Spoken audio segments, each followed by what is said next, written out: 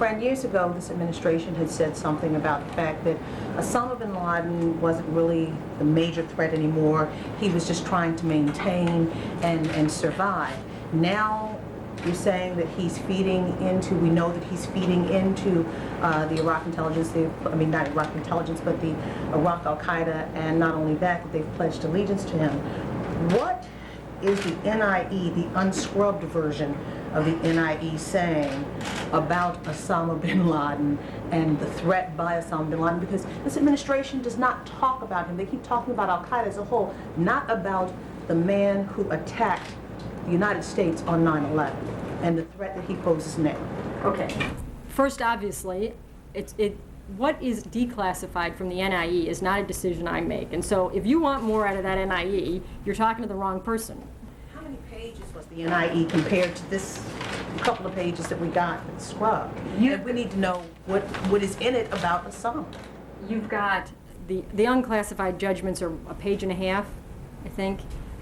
The classified, to give you a sense, the classified key judgments are about 2.5 pages. But again, I'm in the awkward position. I can't talk to you about what's classified. And so there was a briefing today by the Office of the Director of National Intelligence.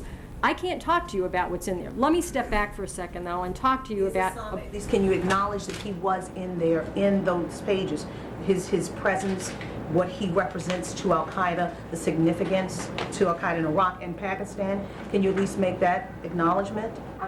You need to talk to the Director of National Intelligence. I'm not going to refer to you. We're not going to do this one question at a time about, well, is bin Laden in there? And the next question will be, is Zawahiri in there? You brought him up from that podium, Fran, respectfully, a minute ago. That's right. We want to go in, as reporters, trying to find out, what is this man posing to this nation? You're saying we're at a high level, and he's still the head. He's not the head on the run the way you're talking anymore. A couple of years ago, they said he was somebody on the run just trying to maintain. Apparently not anymore. He is a threat. There is no question that al-Qaeda core, bin Laden and Zawahiri, have worked to regenerate their ability to communicate. This is what the NIE references when it talks about top leadership. There's no question that bin Laden and Zawahiri continue to be a threat to the security of the American homeland, not to mention the security of innocents around the world.